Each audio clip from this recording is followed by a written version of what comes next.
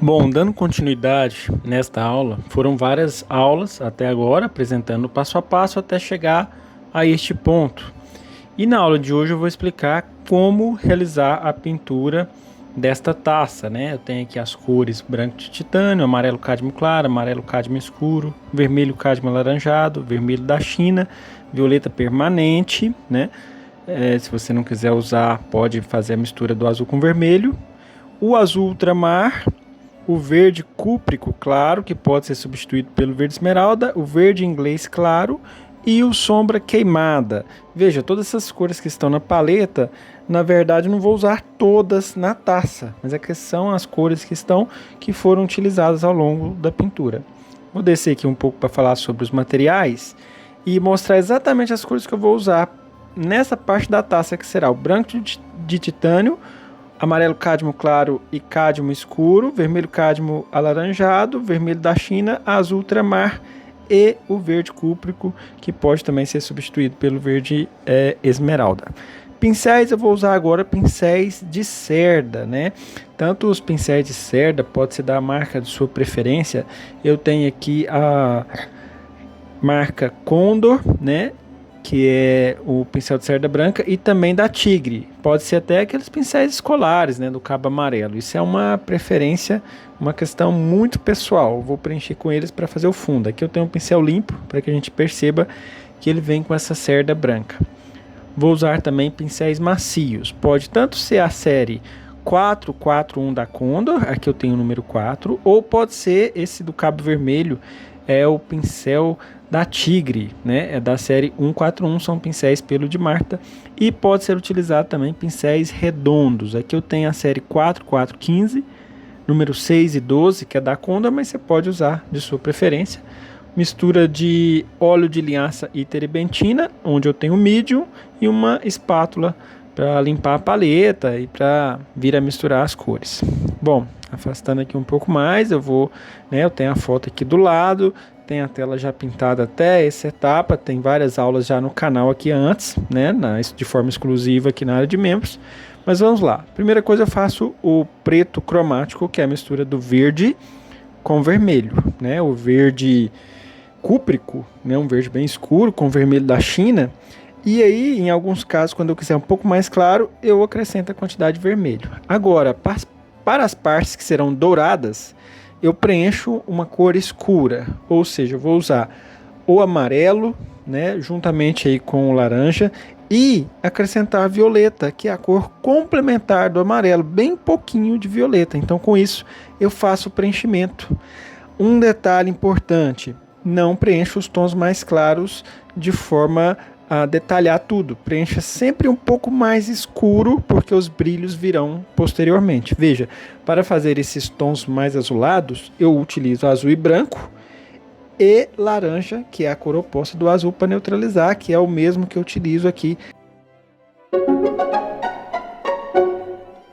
na base dessa bandeja prateada. Veja, tudo está muito cinza, e aí agora eu começo a utilizar os pincéis macios e para representar os detalhes.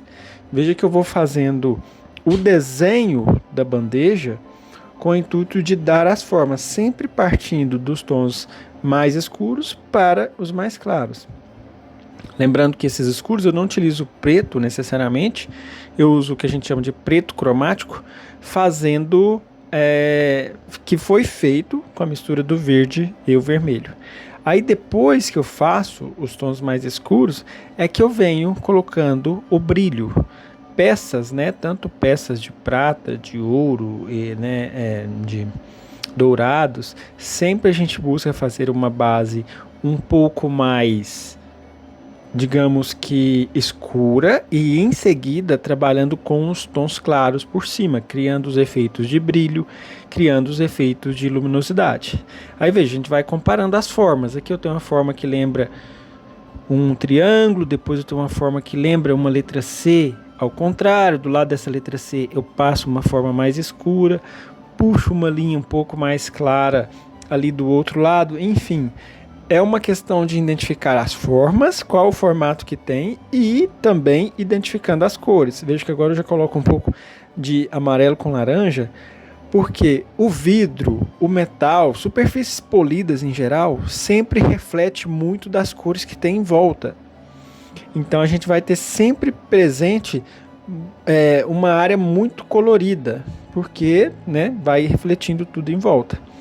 Faço aqui o brilho um pouco mais acentuado, lembrando, na hora de definir o brilho, a gente coloca uma coisa chamada de empasto. O empasto é aquela tinta mais grossa, é a tinta em maior quantidade, onde o brilho é mais intenso, a gente coloca esses empastos. Logo, subindo, pincel fino, né? Na verdade, eu uso o pincel chato, porque eu consigo fazer linhas contínuas para fazer essas linhas. Veja, após preencher essas linhas e colocar as partes brancas, eu tenho que analisar quais os pontos que vão ser esfumados, ou seja, que eu vou trabalhar com o pincel sem tinta e esfumar, e quais os lugares que eu vou deixar a cor mais viva. Como é vidro, todas aquelas cores que eu coloquei na base, pode ser que elas tenham ficado mais esfumadas e mais pálidas. Então agora é o momento de escurecer, clarear. Veja que eu coloco um pouco mais de cor clara para definir alguns brilhos. E eu parto de uma referência. Nossa, eu coloquei um brilho no meio, aí eu me pergunto, qual que é a cor que tem acima desse brilho amarelo, qual que é a cor que tem abaixo desse brilho, qual cor que tem à esquerda e qual cor tem à direita. Porque nem todos os claros são de fato claros somente com branco. Às vezes é um claro mais laranjado, outro claro mais amarelo, outro claro mais avermelhado e assim por diante. Ao chegar nessa outra parte redonda, veja, eu faço uma linha e venho colocando os pingos, né? Que são dessa forma eu vou, na verdade, delimitando a forma e dando um pouco mais de visibilidade aos contornos, né? Nem todo contorno pode ser completamente branco, né? Não podemos esquecer disso. Eu vou fazendo e sempre analisando onde eu vou ter que esfumar e onde eu vou ter que deixar mais suave, mais nítido, né? Veja que eu reforcei um pouco a cor do pêssego atrás. E agora, onde é o líquido, veja, eu misturei verde e vermelho para acentuar, né? Fica bem próximo do preto. É melhor colocar esse preto cromático do que o preto, né, puro. E eu venho desenhando. Por isso que é importante saber do desenho. Embora a gente possa vir a utilizar métodos como quadriculado, como projetor e tudo mais, ou até mesmo um carbono, não tem problema. Nesse momento a gente tem que desenhar. E a taça é muito colorida. Eu desenho as formas e venho colorindo. Aqui tem um tom meio verde. Ali tem um tom mais avermelhado. Veja, essa parte de cima ela é mais esverdeada. Em seguida vem uma parte naquela que está por trás que vai fazendo um degradê de escuros, depois chega no laranja até chegar no amarelo. Uma questão importante, né? Defina, à medida que for definindo os detalhes menores, troque para um pincel redondo menor. Esse pincel redondo vai te possibilitar fazer aqueles desenhos. E seguindo uma regra, às vezes a tinta não pega por cima de outra tinta úmida, porque todo esse acabamento é por cima da tinta ainda úmida. Para que essa tinta pegue, eu tenho que pôr mais tinta e menos força, ou seja, só resvalar, passar bem de forma suave para que essa tinta não seja esfregada com a tinta anterior. Um detalhe importante. Ao fazer o preenchimento dos dourados agora, ou seja, eu estou colocando um pouco mais de amarelo próximo de puro. Eu não coloco ainda amarelos com branco. Eu vou colocando tons de amarelos e onde os brilhos forem mais intensos, ou seja, onde eu tiver brancos mais iluminados, digamos assim, né, tons de amarelo que tem mais branco, eu passo primeiro o amarelo cádmio claro e depois, agora eu venho colocando esses brancos por cima daquelas áreas que tiveram o amarelo claro, né? E veja, há uma certa ligação, né? Há um certo alinhamento, né? Ou seja, na parte que tem os brilhos, em toda a extensão, uma certa vertical, podemos ver uma predominância daqueles brilhos mais ou menos que alinhados. Então não são assim aleatórios, eu não saio pondo brilho em toda parte da taça, eu ponho em alguns lugares específicos para que seja coerente, né? Porque isso vai determinar a parte mais arredondada da taça que recebe essas luzes. E aos poucos, assim, os demais brilhos, um pouco de vermelho puro, um pouco de laranja puro, alguns vermelhos, tudo isso eu vou analisando na foto, na referência. Eu tenho o grupo no Telegram, onde eu compartilhei essa foto, né? Você pode ter acesso, de repente, se você quiser treinar.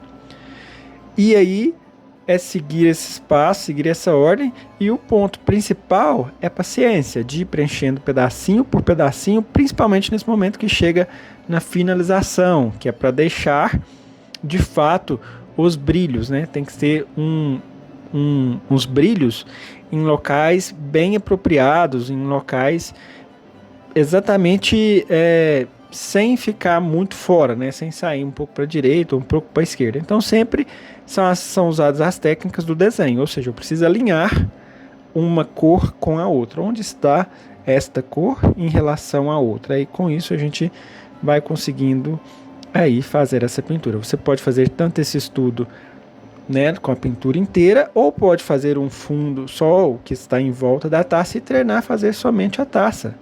Ou ainda só mesmo servir de referência como que é feito o passo a passo para usar também em outras pinturas. Então esse é o passo a passo aí resumido para você. Agora vejamos como ficou o resultado final. Agradeço pela sua companhia até no final de mais um vídeo. Se gostou, dê um joinha, compartilhe aí com as pessoas que amam a arte, assim como você, como eu. Até a próxima aula.